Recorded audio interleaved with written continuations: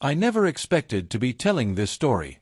I posted it here on a throwaway because everything is so fresh and raw that I still can't wrap my head around it. Let's call me Dave, not my real name, obviously. My wife, Sarah, and I have been married for 7 years.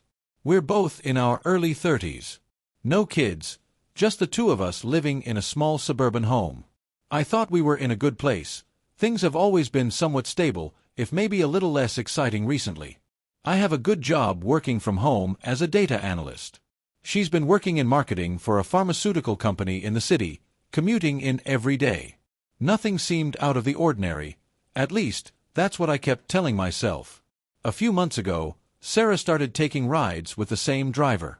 She'd hop into his car after work, telling me it was just because he had great ratings and arrived quickly.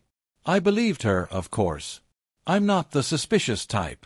The only weird thing was that she'd often come home late, shrugging it off as traffic or last-minute meetings that somehow never showed up on her calendar. I kept telling myself I was just being paranoid. She'd always been good at charming her way out of a tough question with a laugh and a dismissive wave of her hand. I let a lot of little things go, but I had no idea what was waiting for me down the road. This is where things started to feel off. I remember one night, I was making dinner, something simple like spaghetti, and I noticed she was acting strange. Jittery. She couldn't keep her eyes off her phone. Her smiles were forced and, at the same time, almost too bright. She praised the meal way too much, even though it was nothing special. I remember thinking, is she just stressed out from work, or is there something more? I tried pushing that doubt to the back of my mind, reassuring myself that we were fine. We'd always talked about how neither of us believed in cheating. How silly and insecure I must have been feeling to suspect her of something so low. But deep down, the worry kept gnawing at me. I just didn't have proof yet. I was waiting, watching for something to confirm or deny my suspicions. The truth was creeping closer, and soon enough, I'd get it, and it would tear my world apart. I decided I needed to keep my eyes open. I started paying attention to things I'd never bothered to notice before. Her phone habits, the clothes she wore to work, the excuses she gave for being late. The following week, I tried making a nice dinner again, hoping we could reconnect. But Sarah practically scarfed down her meal and excused herself, saying she felt bloated and wanted to take a hot bath. I remember how quickly she left the kitchen, her phone in her hand, thumbs tapping furiously at the screen as she disappeared upstairs. My gut twisted with an uneasy sense of dread. I figured I'd try a different approach, ask her about this driver, casually. While folding laundry later that night, I said something like, "Hey, I've noticed you've been sticking to one Uber driver a lot lately. Is he just always around the area?" She froze for just a second, so brief it would have been easy to miss. Then she flashed that too bright smile again and laughed like I'd made a joke. "Oh, come on, Dave," she teased, swatting my arm playfully. "He's just really reliable. Honestly, you're too suspicious."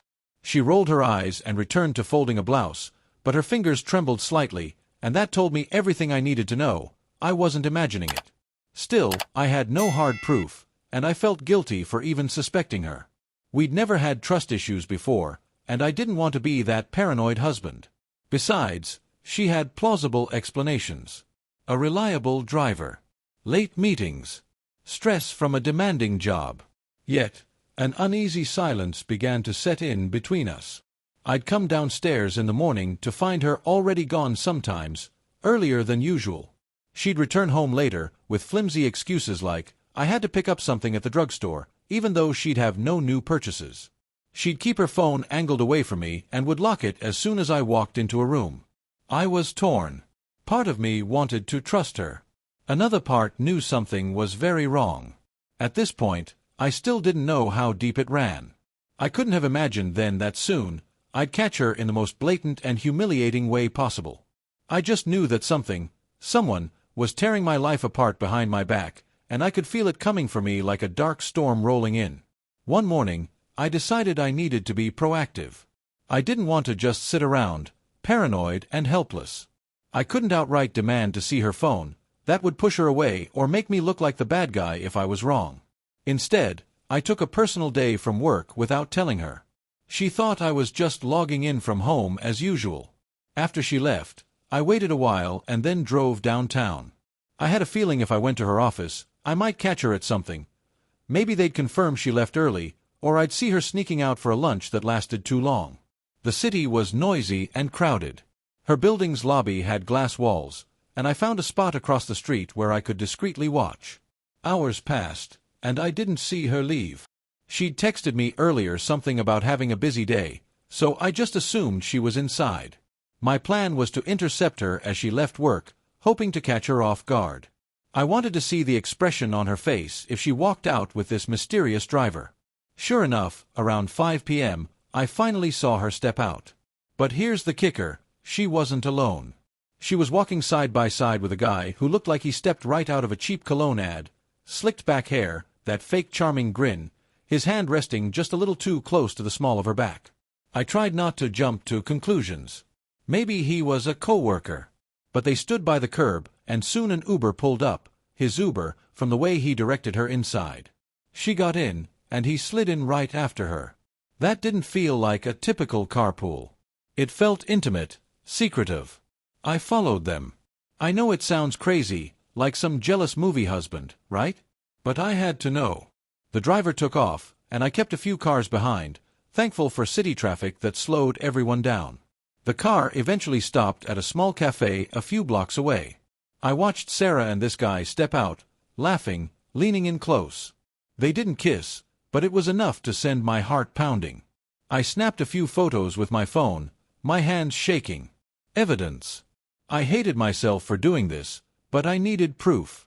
That evening, she came home around 8 p.m., gave me a kiss on the cheek, and apologized for the late client meeting.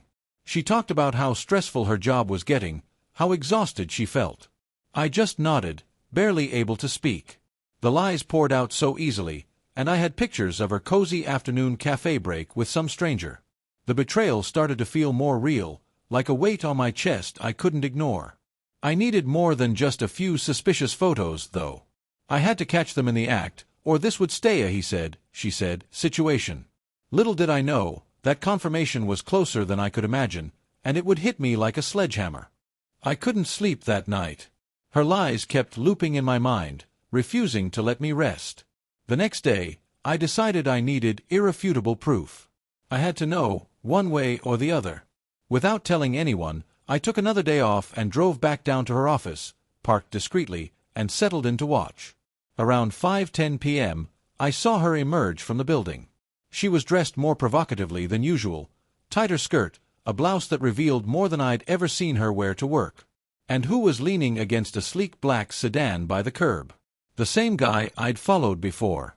This time, he wore a professional-looking jacket and a driver's ID. So he really was the reliable ride she'd been talking about. I decided to follow them again. My heart hammered as I trailed their car through the city streets. Eventually, they pulled into a dim, secluded area behind an old warehouse. It was quiet, with just a few flickering lights and no one else around. They got out of the car and then slipped into the back seat together. My stomach churned. With my heart in my throat, I stepped closer, keeping to the shadows. What I saw confirmed all my worst fears. They were clearly being intimate right there in his car. I couldn't hear their exact words, but I saw them close together, holding each other in a way that left no doubt about what was happening. Their low voices and laughter cut right through me. I felt sick, but I needed to be sure, so I moved just enough to catch her face in profile. She was smiling, completely at ease, like this was a normal end to her workday. Then she noticed me.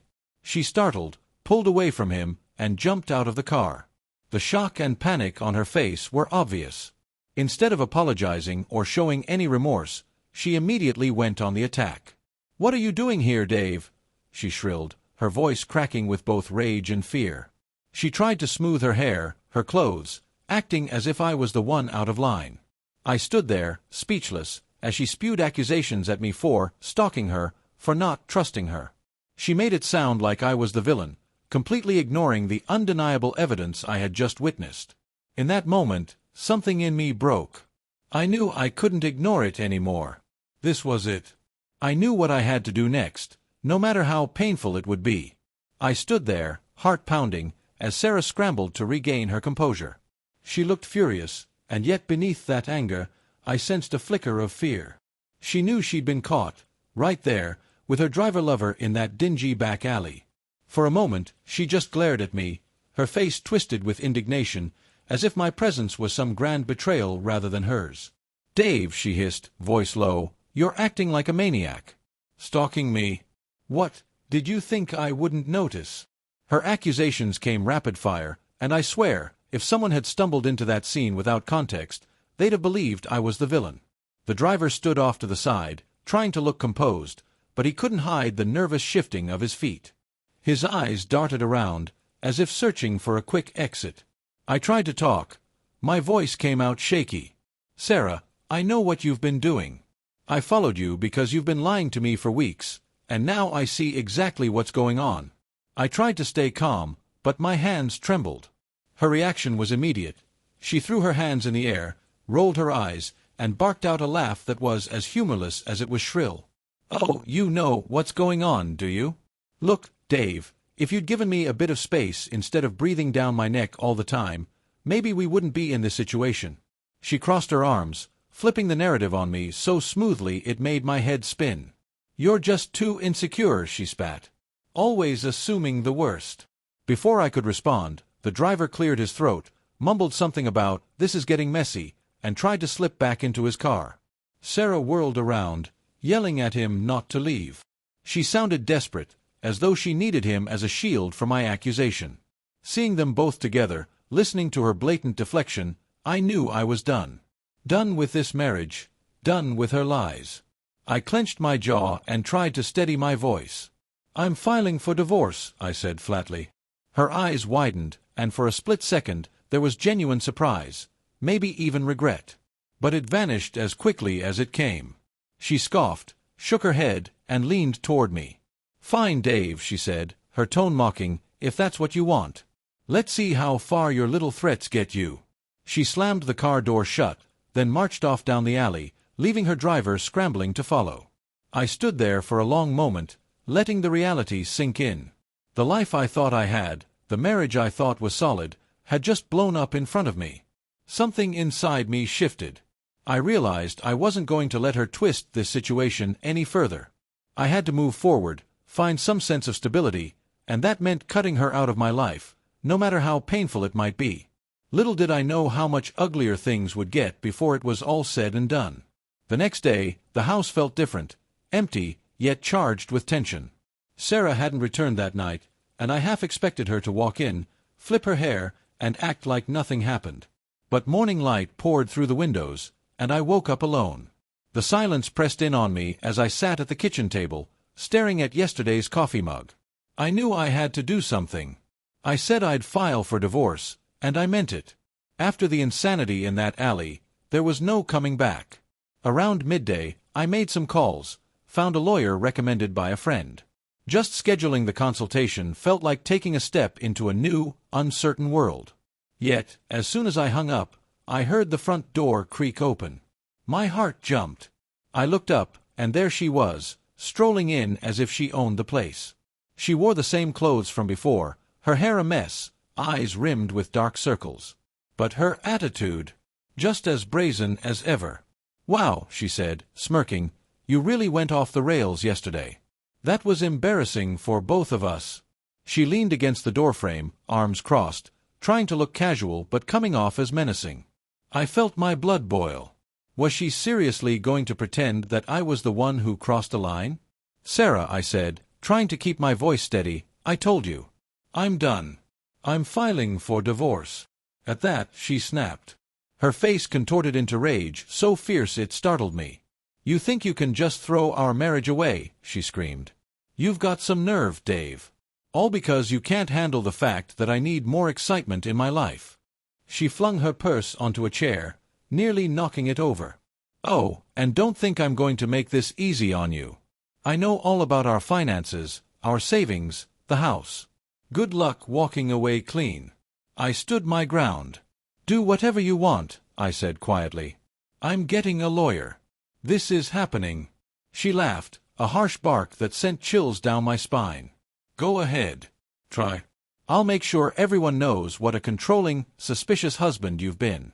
I'll drag this through every court if I have to. You want a war, Dave? You've got one. Suddenly, her phone buzzed. She pulled it out, sneered, and left without another word. The door slammed behind her, rattling the windows. I just stood there, stunned, trying to process her complete lack of remorse. The mask had dropped. She would not go quietly, and I realized then that her betrayal was just one part of the nightmare. The divorce battle would be another beast entirely. I took a deep breath and looked around at the home we'd built together. Now, it felt like a battleground. She was going to fight dirty. Little did I know just how low she'd be willing to sink. 2 days later, I had my first meeting with the lawyer. I picked a small firm known for handling messy divorces with a certain calculated ruthlessness. My attorney, Carla, a calm and incisive woman in her mid-40s, listened patiently as I laid out the whole sordid story. The suspicious late nights, the lying, and finally catching Sarah in the act with her Uber driver in that back alley. Carla took notes, occasionally looking up with a sympathetic but no-nonsense expression. "All right, Dave," she said when I finished. "You've got grounds for a fault-based divorce if you want. Adultery is hard to deny when you have evidence. Do you have anything concrete? Photos, videos, witnesses?" I fumbled with my phone and showed her the pictures I'd taken. Sarah leaving the office with the driver, that odd cafe meeting, and a blurry shot through the grimy car window, her leaning a little too close. I felt a pit in my stomach. It all seemed so surreal still. Carla nodded, unfazed, and suggested I might want to get more solid proof if I wanted to counter any stories Sarah might spin. I left the office determined. If Sarah wanted a war, I needed ammunition. That evening, I set up a meeting with a private investigator, someone Carla recommended. Just the thought of hiring a PI made me feel dirty, like I was stooping to the same low level as Sarah's constant lies. But I reminded myself, this wasn't about revenge, it was about protecting myself. She had already threatened to twist the narrative and ruin me financially.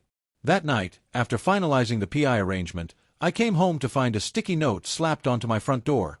"So you're really going through with it? Just remember, I've got friends who know how to make trouble." My heart lurched. Was she threatening me? I ripped the note down and crumpled it in my fist, anger surging through me. Once inside, I looked around the quiet rooms, remembering how just a week ago I thought my biggest worry was whether we'd get a dog or not, or maybe repaint the living room. Now, our whole life was in ashes. I felt a strange calmness, like the eye of a storm. It was quiet tonight, but chaos lurked just outside my door. With the legal battle looming, private investigator on the case, and Sarah making veiled threats, I knew things were about to get even uglier. I had to brace myself. This was only the beginning. A few days after hiring the PI, things started moving fast. Late one afternoon, I got a call from the investigator, Max. He was straight to the point. "Your wife's driver friend is meeting someone tonight in a parking garage downtown. Could be nothing, but I've got a hunch. I think you might want to see this." My stomach tightened. I didn't know if I was ready for more revelations, but I knew I needed them. That evening, I parked my car a couple of levels down from where Max said he'd be watching. The garage was nearly empty, bathed in fluorescent light that buzzed quietly. I spotted Max's car, and he waved me over, careful to keep his voice low. He gestured toward a row of parked vehicles. "Keep an eye on the silver sedan," he whispered, handing me a small camera with a zoom lens. "Your wife's lover is supposed to show up there any minute." Within minutes, I recognized the driver, pacing by that silver sedan. Moments later, a sleek black SUV glided in and parked beside him. A tall, broad-shouldered man stepped out, wearing a crisp suit. They talked quietly, glancing around nervously, like they were making some kind of deal. I couldn't make out their words, but I snapped pictures and recorded a short video. Every so often, the driver pulled out his phone. Was he texting Sarah? Reporting to her? Max leaned over and whispered, "Look at how tense he is. This is no casual meeting." I nodded, heart thumping. Why would the driver be meeting a stranger in a deserted garage? Was he trying to get hush money, or maybe he was being bribed to testify against me in court? I shivered, imagining Sarah orchestrating all this, her threatening note, her smug confidence. She must have thought she had all the angles covered. Suddenly, raised voices cut through the hum of the overhead lights. I heard the driver snap, "I'm risking a lot here." The suited man shook his head vigorously, pointing a finger in the driver's face. They argued for a few seconds before the driver shoved him, hard enough that the man staggered back. Before I could blink, the suited man threw a quick punch that caught the driver in the jaw. I nearly gasped, and Max grabbed my arm, signaling me to stay quiet. The two men quickly separated, breathing hard, and then the suited man got in his SUV and sped off. I took a shaky breath. Whatever I just witnessed, it was heated and definitely not on the up and up. Max whispered, "This might be leverage. Could be related to your case. Let's get out of here before they spot us." I nodded, mind racing. If Sarah's driver was involved in something shady, maybe I could use it to keep him away from testifying, or at least to discredit him if he tried. As I headed home, adrenaline buzzing in my veins, I wondered what twisted move Sarah would make next. Every time I peeled back a layer, I found something darker beneath. Now I had evidence of a secret meeting, possible blackmail, and even a physical altercation. Maybe I was one step closer to understanding her game, and to shutting it down before it ruined me completely. The next morning, I met with Carla and showed her the footage. She watched quietly, tapping a pen against her notepad. When it finished, she let out a low whistle. "This is interesting," she said. "If this driver is someone Sarah's involved with, he might also be involved in other, questionable activities." She tilted her head, thinking. This could be helpful if he tries to testify or provide any statements that back her up. If we can show he's shady, it undermines their credibility. I felt a little more hopeful than I had in days. It was odd to think that my wife's lover's criminal or unethical dealings could work in my favor, but there we were. I left Carla's office with a folder of notes and a mind buzzing with possibilities. As I walked to my car, I checked my phone. No messages from Sarah. Part of me was surprised. After that nasty note and her threats, I expected her to keep harassing me, trying to get me to back down. But maybe she had her hands full planning another angle of attack. By late afternoon, I still hadn't heard from her. The house was silent when I returned, and I found myself pacing through the living room. It struck me how much had changed. Once upon a time, I'd be worried if Sarah didn't text to say she was on her way home. Now, I felt relieved to be free of her presence. I made dinner for one, something simple, and ate quietly at the kitchen table. Around 9, just as I was putting my plate in the sink, I heard a pounding at the door. I froze, heart jumping into my throat. She wouldn't try something this direct, would she? I approached slowly, peeking through the side window. It was one of my neighbors, Julia, looking anxious. I opened the door, bracing myself for bad news. "Dave," she said, breathless, "I'm sorry to bother you, but I just had to tell you. Sarah came by my house earlier, acting strange. She was asking all sorts of questions about you. She demanded to know if I'd testify that you were always suspicious, always watching her. When I told her I wouldn't lie, she got hostile. Told me I'd regret this. I'm worried, Dave." I swallowed hard. Even my neighbors were being dragged into this. "Thanks, Julia," I managed, trying to sound calm. "I appreciate you letting me know. I'll handle it." She nodded, her eyes full of concern, and headed home. I closed the door, pressing my forehead against the wood. Sarah was trying to recruit witnesses, false witnesses, to paint me as the bad guy. She'd do anything to twist the narrative in her favor. My stomach knotted at the thought. I went to the bedroom, pulled out my phone, and texted Max, the PI. "She's trying to get neighbors to testify against me. Keep digging. We need everything we can get." A moment later, his reply, "On it." I lay down, staring at the ceiling, feeling both furious and determined. The next phase of this war had begun. She was out there, building her little house of lies, but I had a few cards to play, too. The question was, how far would she go, and how far would I need to go to stop her? The next morning brought more chaos. My phone buzzed at dawn, text messages from an unknown number. They read like attempts to rattle me. Asterisk, "You think a PI will help you? Think again. You're not going to win this. How does it feel knowing everyone sees you as unstable?" Asterisk, I guessed Sarah or her new allies had gotten a burner phone. I blocked the number, feeling my pulse race. After that ominous start, I got a call from the private investigator, Max. "Dave," he said, voice low, "I found something you need to see. I've been watching the driver's apartment, And last night he met with someone who looked a lot like Sarah. She handed him an envelope. They seemed stressed, whispering and checking their surroundings. I followed him afterward. He went straight to a storage unit and slipped inside. I'm guessing something's hidden there. I let out a shaky breath. A storage unit?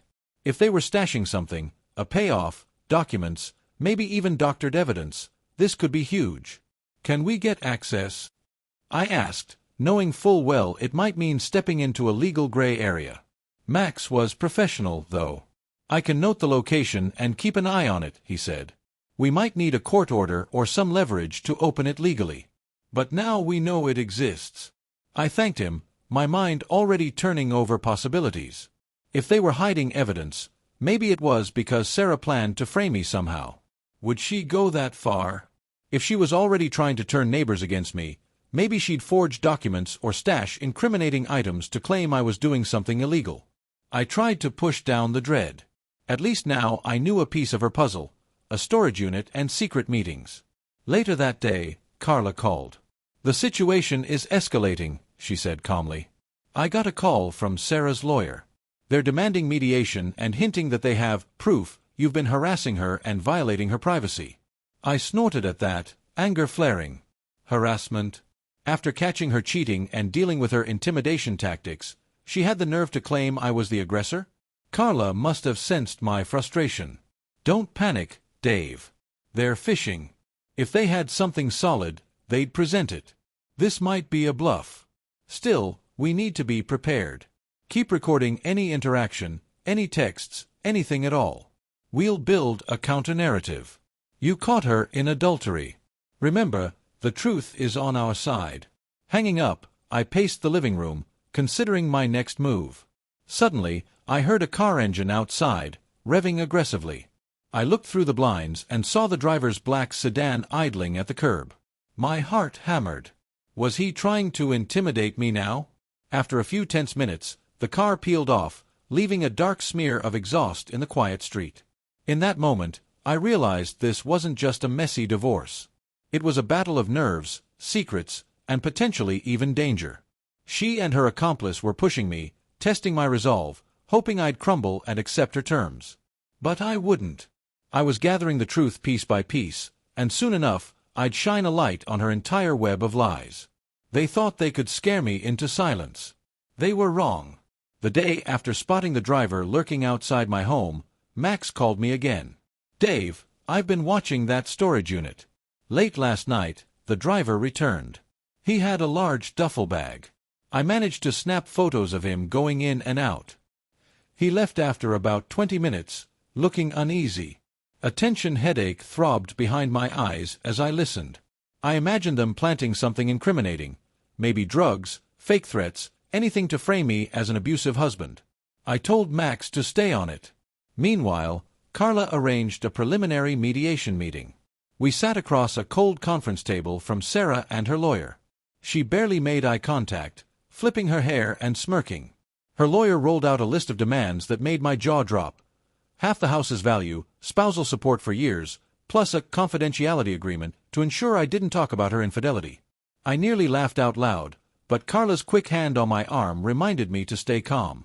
Sarah leaned forward, eyes flashing with manufactured outrage. Dave, you've harassed me, stalked me, and humiliated me, she hissed. You owe me this for destroying my reputation. I felt anger surge in my chest. Her gall was staggering. She was the one who destroyed our marriage with her cheating, and yet she acted like I was the villain. Carla kept her poker face, calmly rejecting the demands and saying we'd present our own evidence in court if needed. As we left, Sarah followed me into the hallway. She got right up in my face, her voice a vicious whisper. You think you're so smart, Dave. You have no idea what's coming. I'll burn everything down before I let you win. I stared back, refusing to flinch, and walked away. The time for fear had passed. Now I was just determined. 2 nights later, Max called with urgency. Dave, I've got a lead. I spotted the driver meeting again with that suited man in a different location, this time in a convenience store parking lot. They were passing documents between them. I knew I needed whatever they had stashed away. Carla agreed that if we could get a warrant or court order, we might access the storage unit. So we took a risk. We asked the court for a preservation order and subpoenaed the storage facility's records. The judge, after reviewing the initial evidence of suspicious behavior, granted a limited search order. I felt a small spark of hope. Max and I arrived at the storage facility with a bailiff and a locksmith under the watchful eye of a court officer.